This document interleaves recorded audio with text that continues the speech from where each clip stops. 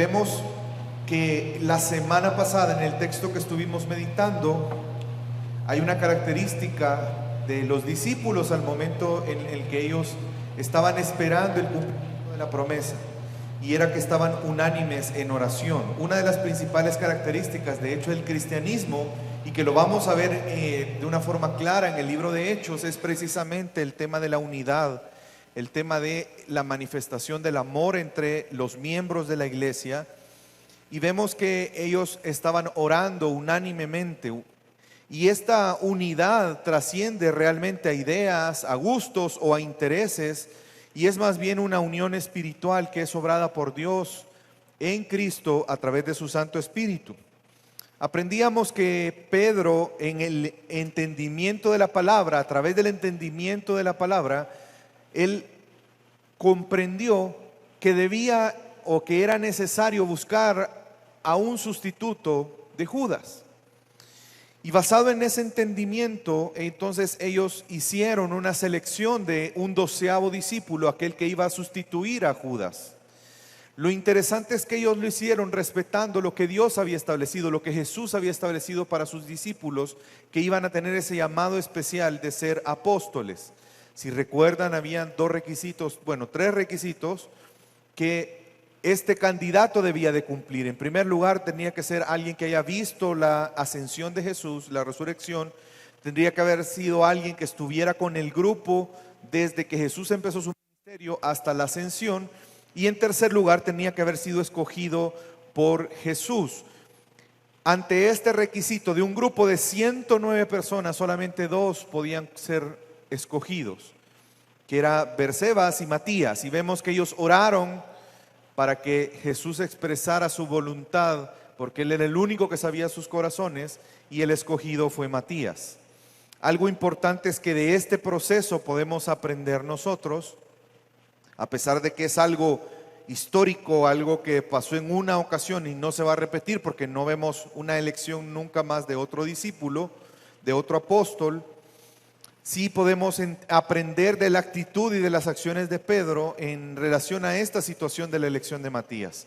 En primer lugar, vemos que Pedro tuvo un entendimiento de la palabra para poder tomar una decisión, y cada vez que nosotros vamos a tomar una decisión debemos de partir del entendimiento de la palabra. ¿Qué nos dice la palabra que debemos hacer? Y someternos a ella en obediencia. Y vemos que ellos oraron, y de igual manera nosotros pues debemos de orar para que el Señor nos guíe a ser obedientes. Y este punto de la elección de un 12º apóstol en sustitución de Judas era importante para lo que se venía, que era el cumplimiento de la misión de ser testigos. Y nos quedamos justo en el momento donde se escoge al 12º, y solamente faltaba una cosa para que empezaran a cumplir esa misión, y era la promesa del Padre de recibir al Espíritu Santo en sus vidas. A mí me llama mucho la atención cómo en Hechos vemos que Dios siempre se provee para su obra, y siempre lo ha hecho. Si vemos desde Génesis, por ejemplo, el caso de Abraham, ¿se recuerdan cuando Dios le pide que sacrifique a Isaac? Dios proveyó un cordero para ese sacrificio. Y vemos cómo eso nos recuerda a ese cordero sin mancha que Dios proveyó para nuestra salvación y perdón en Cristo Jesús. Y estamos viendo en este momento cómo Dios está proveyendo de un nuevo testigo que era necesario para el cumplimiento de su obra. Y de igual manera Dios proveería a ellos el Espíritu Santo y el poder que el Espíritu Santo daría para que ellos pudieran cumplir su misión. En esta mañana ruego a Dios que nos anime a reconocer cada día que debemos de estar unánimes como iglesia, enfocados en cumplir el llamamiento que tenemos de ser testigos, y que confiemos en Dios que Él obrará poderosamente supliendo todo lo necesario para que nosotros podamos cumplir nuestra misión en este mundo.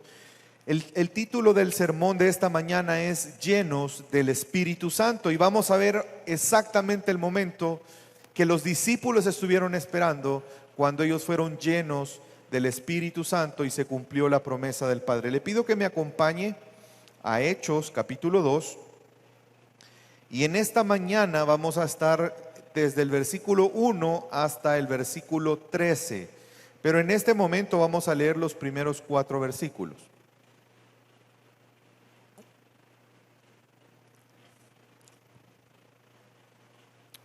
Hechos 2, vamos a leer del versículo 1 al 4. Llegando el día de Pentecostés, estaban todos unánimes juntos. De repente vino del cielo un estruendo como un viento recio que soplaba, el cual llenó toda la casa donde estaban sentados. Y se les aparecieron lenguas repartidas como de fuego, asentándose sobre cada uno de ellos, y fueron todos llenos del Espíritu Santo y comenzaron a hablar en otras lenguas, según el Espíritu les daba que hablasen. Quiero que note una vez más el énfasis de Lucas al hacernos ver que ellos estaban unánimes juntos. Cuando el texto dice, cuando llega el día de Pentecostés, muchas veces pensamos que está haciendo una referencia al día en que ellos recibieron al Espíritu Santo. Nuestro entendimiento, los cristianos hoy en día, de hecho, relacionan Pentecostés con la venida del Espíritu Santo. Pero en realidad es importante comprender por el contexto que aquí Lucas se está refiriendo a un tiempo de una celebración de una fiesta judía. Pentecostés era una fiesta.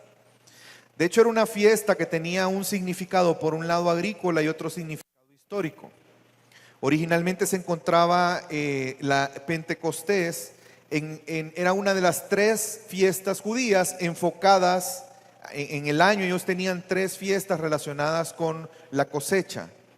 Eran llamadas fiestas de la siega. Dentro de esas fiestas estaba Pentecostés. Ellos lo que celebraban era justamente la terminación de la siega o el recoger los granos, y se le llamaba Pentecostés porque era efectuada 7 semanas o 50 días después de la fiesta de Pascua. Si usted recuerda, las fiestas de la Pascua fue en el contexto en el que Jesús se entregó. Por lo tanto, estamos hablando de 50 días después. Por eso dice, cuando llegó el día de Pentecostés, porque desde la Pascua se cuentan 50 días. Y esto es interesante también porque nos hace una idea de cuánto tiempo ha pasado. Si usted recuerda, leímos en Hechos que desde que Jesús ascendió, Él vuelve, antes de que Él ascendiera, Él vuelve y estuvo 40 días con sus discípulos, ¿se recuerda? Enseñándoles acerca del reino. Por lo tanto, se calcula que cuando Él asciende y les dice que tienen la promesa del Padre, la venida del Espíritu Santo, transcurren 10 días, porque aquí justo estamos hablando de las fiestas de Pentecostés, que sabemos que son 50 días después de la Pascua. También tenía un significado que en el período intertestamentario se comenzó a observar como un aniversario de la entrega de la ley. Y esto lo hacían porque cuando Dios entrega su ley en el monte Sinaí, ellos consideraban que pasó 50 días después del éxodo, cuando ellos salieron de Egipto, que Dios entregó la ley. Por eso ellos en Pentecostés también celebraban ese acontecimiento. Entonces era una fiesta que tenía un doble propósito. Y vemos entonces que en el inicio de esa fiesta se da la llenura del Espíritu Santo, el cumplimiento de la promesa. Algo que quiero mencionar que es importante, y es que había una transición. La semana pasada hablábamos que los discípulos estaban experimentando cambios en su entendimiento del reino de Dios, cambios en su relación con Cristo, porque ya no iba a estar físicamente con ellos, pero también había un cambio en su relación con el Espíritu Santo. Y este cambio Jesús lo muestra o lo evidencia en el Evangelio de Juan, capítulo 14, versículo 17. Nos dice el Espíritu de verdad. Jesús les está hablando a los discípulos del Espíritu Santo, al cual conocéis, porque mora con vosotros y estará en vosotros. Es decir, hasta ese momento el Espíritu Santo había estado con ellos. Durante el ministerio de Jesús, el Espíritu Santo estuvo con Jesús, estuvo con los discípulos, pero iba a haber un cambio trascendental. ¿Cuál era? Que el cambio era que ahora ya no iba a estar con ellos, sino que ahora iba a estar en ellos. Vemos entonces que en este texto Lucas nos expresa el cumplimiento de la promesa del Padre, el anuncio de que iban a ser bautizados por el Espíritu Santo, y en estos textos vemos que se cumple porque ellos fueron llenos del Espíritu. Quisiera detenerme en esta porción porque hay dos temas que se han malinterpretado de este texto. Uno de ellos es el hecho de que hablaban en lenguas, y el otro es la llenura del Espíritu Santo. Nos vamos a detener un momento aquí porque creo que hay cosas importantes que tenemos que aclarar en esos temas. Vemos que en el versículo 3 dice que se les aparecieron lenguas repartidas. En el versículo 4 de Hechos 2 dice: y comenzaron a hablar en otras lenguas. Hay una doctrina pentecostal y neopentecostal que se ha establecido basado en este texto, en la cual para ellos es una evidencia de que una persona debe de ser llenado por el Espíritu Santo, y que una muestra de la llenura del Espíritu Santo es el poder hablar en lenguas. Quisiera comenzar con la parte de las lenguas. O más bien, antes de hablar de las lenguas, ¿cómo llegaron a ese entendimiento? Bueno, la forma en que llegaron a ese entendimiento es porque obviamente vemos a los discípulos que ya eran creyentes de Cristo, pero no habían recibido el Espíritu Santo. Y ellos, siendo creyentes, habiendo obtenido la salvación por tener su fe en Cristo, vemos que aquí se registra que el Espíritu Santo viene a morar dentro de ellos. Y vemos entonces que una evidencia que el Espíritu Santo estaba morando en ellos era que ellos hablaban lenguas. Y es por eso que se cree que el que no habla en lenguas no tiene la llenura del Espíritu Santo. Sin embargo, cuando nosotros vemos y vamos al idioma, al griego, hay dos palabras que se ocupan en este texto en dos momentos dentro de la narrativa. Una de las palabras es glosa y la otra es dialectus, de donde viene la palabra dialecto. Si nosotros vamos y vemos en el idioma y vemos en cómo se usaba en el griego, en ese momento, es decir, en un contexto del tiempo del Nuevo Testamento donde fue escrito Hechos, en el lenguaje, en el idioma hay dos palabras, glosa y dialectos. Cuando nosotros revisamos y vamos al entendimiento del idioma en griego, no estoy hablando de ideas espirituales ni nada, del idioma como tal. Esa palabra glosa, que es traducida como lenguas, siempre se usó en el idioma como una referencia a un idioma de otra persona, es decir, una persona teniendo un idioma diferente. Y también la otra traducción de lengua, que es dialectos, habla precisamente de un dialecto. Ustedes saben que tenemos idiomas y dialectos, ¿verdad? Por lo tanto, hay una evidencia de la lengua, del griego, que la palabra que está usando Lucas no está haciendo referencia a un idioma que no sea entendible, que solo sea un idioma que Dios puede revelar, un idioma que nadie entiende, que nadie conoce y que solamente Dios puede traer un entendimiento de él, sino más bien está hablando de la figura de idiomas o dialectos. Y esto lo podemos ver de una manera clara cuando continuemos con el pasaje. Nos vamos a dar cuenta por el contexto de que está hablando de lenguas. No está hablando de lo que hoy muchos hablan del don de lenguas, que es que las personas empiezan a hablar cosas que nadie les entiende y que probablemente ni siquiera ellos mismos saben que están diciendo. No se refiere el texto a eso. Por lo tanto, no debemos de tener el entendimiento de las lenguas en ese sentido. Por otro lado, el tema de la llenura del Espíritu, como les decía, algunos lo ven como dos momentos. Una persona cree en Jesús y en un segundo momento viene la llenura del Espíritu Santo. Y si bien es cierto, para los discípulos en ese momento, para los apóstoles en ese momento, eso fue así, no lo podemos negar, no significa que eso es así a partir de ese momento. Y es que hay un detalle que ellos no toman en cuenta probablemente para llegar a esa comprensión de que hay dos momentos, la conversión y la llenura del Espíritu. Y es que tenía que pasar algo. Si usted busca en el Evangelio de Juan, en capítulo 16, versículo 7, Jesús les dice a los discípulos lo siguiente: os conviene que yo me vaya, porque si no me fuere, el Consolador no vendría a vosotros. Es decir, que un requisito para que el Consolador llegara es que Jesús dejara de estar físicamente con ellos. Mas si me fuere, os lo enviaré. La razón por la que en el caso particular de los discípulos de Jesús fue en dos momentos. Ellos creyeron en Jesús, pero luego fueron llenos del Espíritu. Es precisamente por esto, porque ellos estuvieron físicamente con Jesús. En nuestro caso, ninguno de nosotros puede estar físicamente con Jesús. Por lo tanto, vemos en la Biblia evidencia que al momento que una persona cree en Jesús, es llena del Espíritu Santo.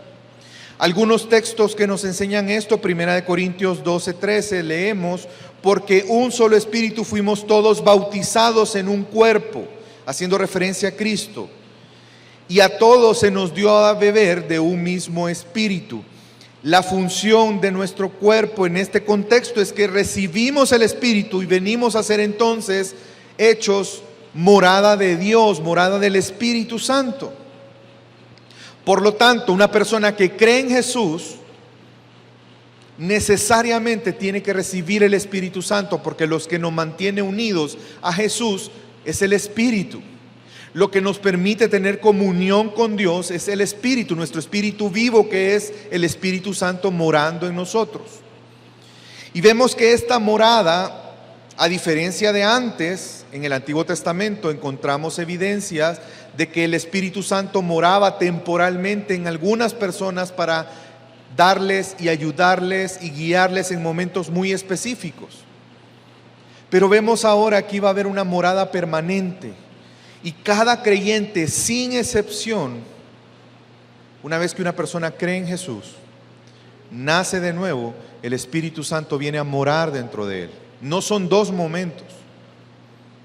Por ejemplo, Romanos 8:9, Pablo dijo: mas vosotros no vivís según la carne, sino según el Espíritu, si es que el Espíritu de Dios mora en vosotros. Si alguno no tiene el Espíritu de Cristo, no es de él.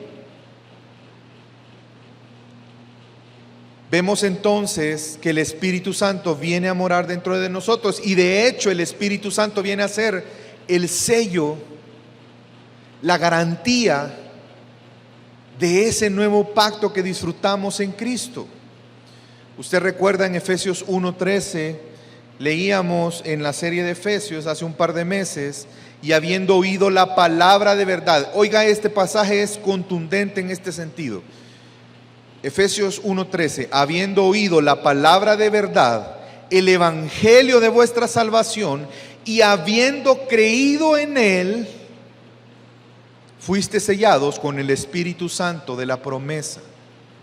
Es decir, que aquel que cree en Cristo recibe un sello, y ese sello es el Espíritu Santo viniendo a morar en nosotros. De hecho, el Espíritu Santo entonces es nuestra protección, nuestra garantía de que a todos aquellos que hemos creído en Cristo tendremos nuestra salvación hasta el día de la redención.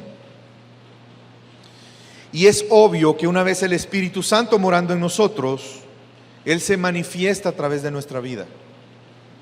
Y la llenura del Espíritu Santo tiene que ver con eso, no tiene que ver con cantidad. No es que recibimos el Espíritu Santo por porciones, sino más bien cuando leamos de la llenura del Espíritu Santo debemos de entender que es el Espíritu Santo gobernando nuestra vida. Y vemos entonces que se manifiesta el fruto del Espíritu. Usted recuerda en Gálatas capítulo 5, mas el fruto del Espíritu es amor, gozo, paz, paciencia, benignidad, bondad, fe, mansedumbre, templanza. Y no solamente se manifiesta el fruto del Espíritu, sino que también somos capacitados a través del poder de Dios para testificar a otros. Por medio de la obra del Espíritu Santo es que ahora podemos vencer a los deseos de la carne y no obedecer más, decirle no al pecado. Vemos que Él nos ayuda en el entendimiento de la palabra, vemos que Él nos ayuda en la efectividad de nuestra oración.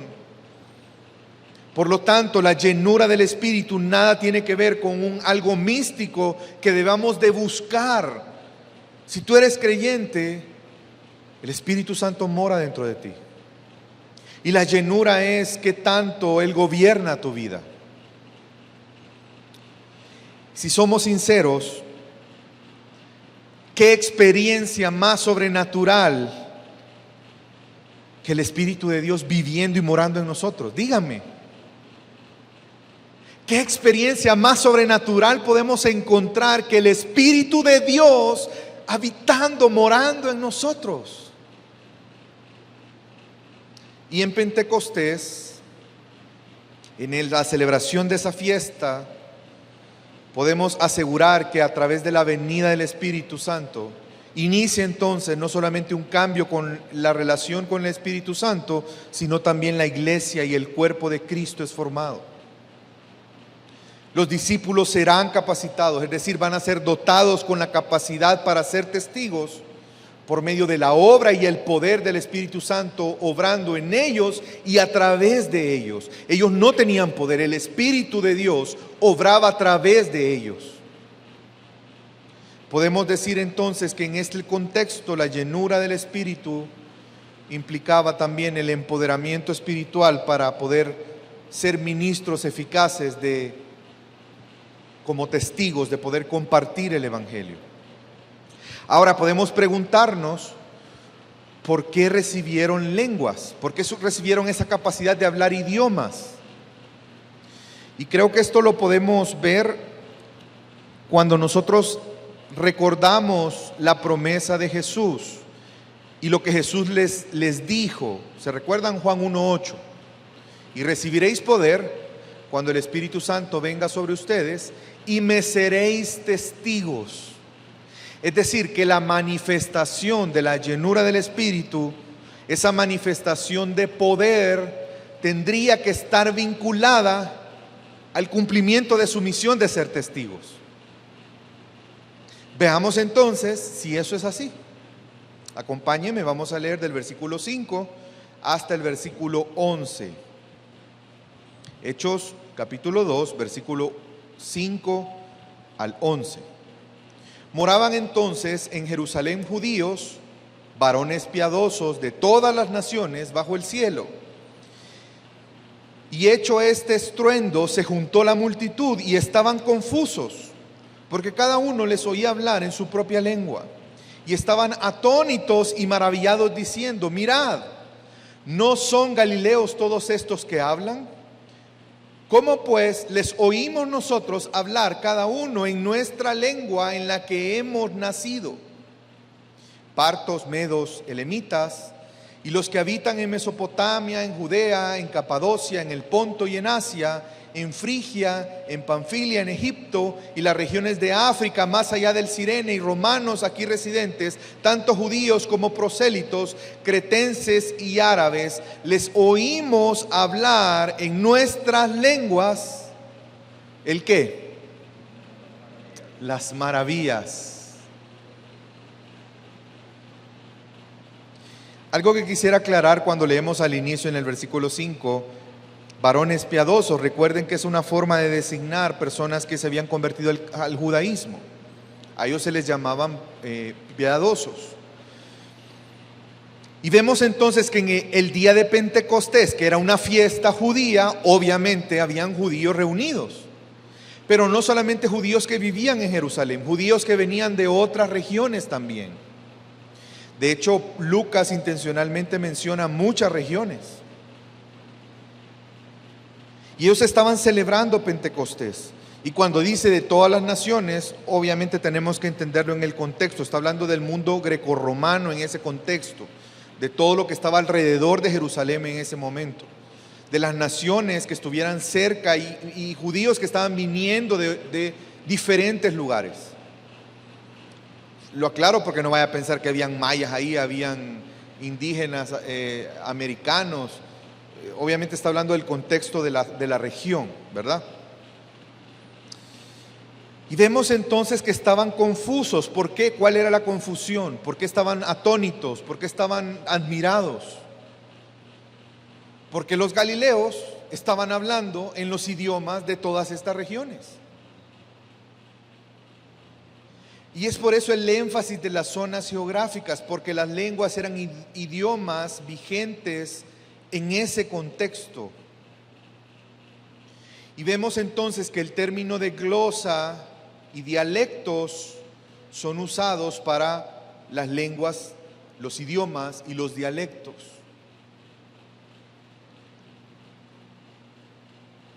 ¿Nunca usted ha experimentado la frustración de querer comunicarse con una persona que no habla su idioma? Hace un par de años yo experimenté esto, con el inglés, por ejemplo, si no hablamos bien, pero si más o menos habla inglés, algo entiende, ¿verdad? Y algo uno puede hacer ahí para comunicarse. Pero hace un par de años, por temas ministeriales, yo viajé a Corea del Sur. Y llegando al aeropuerto, es un aeropuerto hermoso, grande, de hecho es considerado uno de los 5 aeropuertos más importantes en el mundo, grandísimo. Y empiezo a ver los rótulos.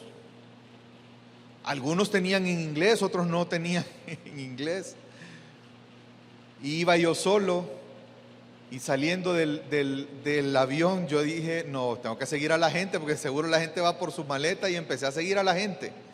Hasta tuvimos que a tomar un tren para ir a otra estación a donde daban las maletas. Pero pude comprender lo frustrante que es no poder comunicarte. El leer algo, tratar de leer algo y no entiendes absolutamente nada.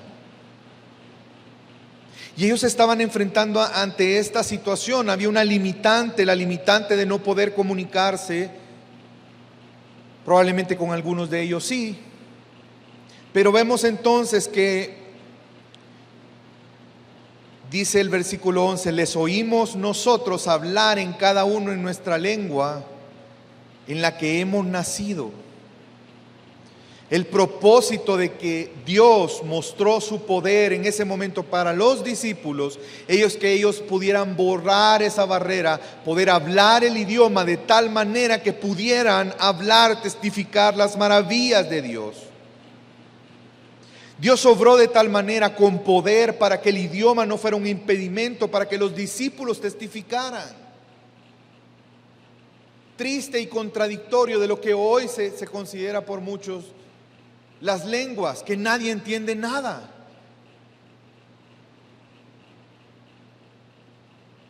Y quisiera hacer un contraste aquí también. Quisiera que hiciéramos una aplicación teológica a través de un contraste de otro momento de la historia. Acompáñeme a leer Génesis 11.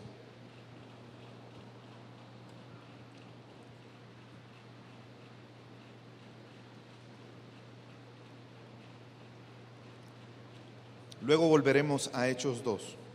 Génesis 11, vamos a leer del versículo 1 al 4. Tenía entonces toda la tierra, ¿qué dice el texto? Una sola lengua. Ok, un solo idioma. Y unas mismas palabras. Y aconteció que cuando salieron de oriente, hallaron una llanura en la tierra de Sinar y se establecieron ahí. Y se dijeron unos a otros, vamos, hagamos ladrillos y cosámoslos con fuego. Y les sirvió el ladrillo en lugar de piedra y el asfalto en lugar de mezcla. Y dijeron, vamos, edifiquemos una ciudad y una torre, cuya cúspide llegue al cielo, y hagámonos un nombre, por si fuéramos esparcidos sobre la faz de toda la tierra. Si usted ve en el contexto inmediato, si usted ve el capítulo 10, se va a dar cuenta que la narrativa de Génesis viene de Noé. Recuerda, Dios trajo un juicio a la tierra por el pecado, vino el diluvio, Dios en su gracia escoge a la familia de Noé, y cuando ellos bajan del arca, Dios les dice algo muy parecido a Adán y Eva. Les dice que se multipliquen y que llenen la tierra. Es decir, la voluntad de Dios era que los seres humanos se multiplicaran y llenaran toda la tierra.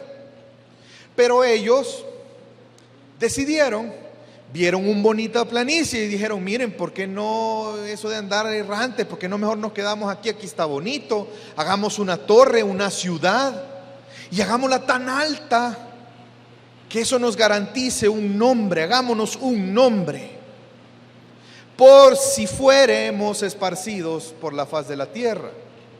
Es decir, que para ellos la orden que Dios les había dado no valía. Y es más, decían: a saber si nos vamos a esparcir o no, aquí estamos bien, quedémonos juntos. Y edificaron, o querían edificar, una ciudad y una torre que fuera tan alta que llegara al cielo para hacerse un nombre. Algunos consideran también aquí el origen de esa idea del nacionalismo, ¿verdad? Solo nosotros, hagamos un pueblo, no hagamos nada más. Sin embargo, Dios siempre va a hacer su voluntad, amén. ¿Y qué hizo Dios?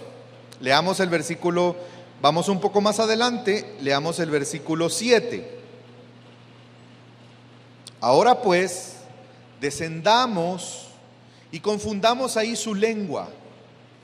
Una vez más, la lengua. Para que ninguno entienda el habla de su compañero. Y así los esparció Jehová desde ahí sobre la faz de la tierra, y dejaron de edificar la ciudad. No van a hacer caso. Como están tan de acuerdo y tan unánimes en ponerse en rebeldía en contra de mí, pues Dios tomó la decisión de confundir las lenguas, y ahí surgieron los idiomas. De tal manera que la frustración de no poder comunicarse hizo que ya no siguieran con la torre, que ya no siguieran con la idea de la ciudad, y se esparcieron por la tierra. ¿Y por qué quiero que hagamos un contraste, como una aplicación? Porque vemos en aquel momento los hombres yendo en contra de Dios, en contra de la voluntad de Dios, uniéndose en rebeldía a Dios. Pero vemos aquí hombres que por medio de la fe en Cristo fueron transformados su mente.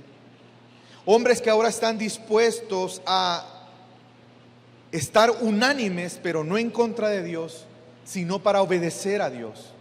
Vemos hombres que se unieron, fueron pacientes, esperaron ser llenos del Espíritu Santo para poder hacer la voluntad de Dios. Y algunos de hecho les llaman a Pentecostés como la reversión parcial de Babel. Porque por Babel había problemas de comunicación. Ahora, por el poder del Espíritu Santo, Dios les capacitó para que pudieran hablar en los idiomas de tal manera que pudieran comunicar, hacer la voluntad de Él, de ser testigos. Y podemos aprender algo aquí. ¿De qué tipo vas a ser tú? ¿Como los de Babel? ¿O como los discípulos de Jesús? ¿Buscarás rebelarte en contra de Dios, no haciendo su voluntad? ¿Buscarás esforzarte para construir tu propia ciudad, tu propio reino? ¿Levantarás una torre tan alta que tu nombre esté ahí arriba y todo el mundo lo vea, aún sabiendo que estás desobedeciendo a Dios? ¿O serás como los discípulos que se esforzaron y trabajaron, entregaron literalmente su vida para cumplir la voluntad de Dios, para hacer la voluntad de Dios, para cumplir la misión que Dios les había delegado, para vivir no para ellos mismos, sino para la gloria de Dios? Mi amada familia, ¿qué vamos a hacer? ¿De cuál vamos a ser? ¿De los que levantan su torre, que no les interesa testificar a otros, que no les interesa obedecer a Dios, que ponen en primer lugar su trabajo, su riqueza, sus bienes, sus ideas, sus deseos? o aquellos que son discípulos de Jesús y que su fe les lleva a reconocer que su vida depende de Él, que nos lleva a reconocer que si queremos seguir a Jesús implica negarnos a nosotros mismos, tomar nuestra cruz y seguirle, que significa que tenemos muchas veces que renunciar a nuestros planes por hacer la voluntad del Señor, que significa que estamos dispuestos a incomodarnos para cumplir nuestra misión de ser testigos. ¿De cuál seremos? ¿De los de Babel o discípulos de Jesús? Y volviendo a Hechos, vemos que después de esto, versículo 12 y 13, y estaban todos atónitos y perplejos, diciendo unos a otros, ¿qué quiere decir esto? Mas otros, burlándose, decían, están llenos de mosto. Es decir, estaban diciendo, estos están borrachos. Porque fue algo tan especial, una manifestación de poder de parte de Dios, que muchos lo interpretaron como que estaban borrachos. Sin embargo, imagínense lo espectacular de escuchar eso. Es como que aquí entre nosotros hubieran personas de muchas nacionalidades y de repente nosotros empezáramos a compartir con ellos. Y sabiendo nosotros, conociéndonos, yo sé que creo que ninguno de ustedes habla alemán, ¿verdad?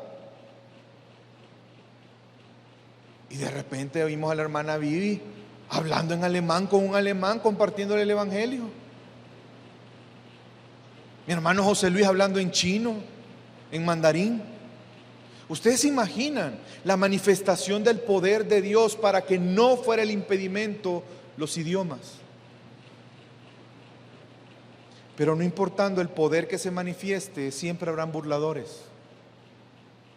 Algunos decían, estos están borrachos. El punto es, ¿qué vamos a hacer ahí? Nos van a rechazar, se van a burlar de nosotros, vamos a parecer tontos para algunos, pero ¿qué vamos a hacer? Vamos a hacer como los de Babel y vamos a decir, no, yo para estar aguantando esto que me estén, no, mejor agarro mis cositas y voy a levantar una torre para ser un hombre. ¿O vamos a estar dispuestos a pagar el precio? ¿Vamos a confiar en nosotros mismos, en nuestra capacidad de levantar una torre? ¿O vamos a confiar en el poder de Dios? Y solo quisiera terminar con que hagamos un momento, una reflexión. Voy a darte algunas preguntas, pero te pido que inmediatamente escuches la pregunta, te contestes a ti mismo en tu mente, inmediatamente. ¿Quién es el que está con nosotros? ¿En nombre de quién vamos como testigos? ¿La voluntad de quién debemos procurar hacer? ¿El testimonio de quién estamos anunciando a otros? ¿Bajo qué autoridades que nosotros vamos a compartir y a testificar? Si la respuesta a todas esas preguntas en tu mente fue Dios o Cristo, entonces recordemos quién es Dios, recordemos quién es Cristo. Él es Dios todopoderoso, creador de todas las cosas, aquel que con el poder de su palabra creó todo, aquel quien tiene toda autoridad dada en el cielo y en la tierra, aquel que nos envió y nos proveerá de todo lo que necesitamos para hacer su voluntad, aquel que nos da de su poder para hacer su voluntad. Mi amada familia, seamos testigos en todo tiempo, en todo lugar, para la gloria de nuestro Señor y Salvador Jesucristo. Testifiquemos sin temor. Algunos se van a burlar, probablemente sí, pero no importa. No es nuestro nombre el que tenemos que cuidar y resaltar. Somos testigos para testificar, exaltar y glorificar el nombre de nuestro Señor Jesucristo. Y esa es la razón por la que estamos aquí. Yo deseo que en esta mañana Dios nos ayude a ser conscientes y reconocer que debemos de estar unánimes como iglesia enfocados en cumplir el llamado que tenemos de ser testigos.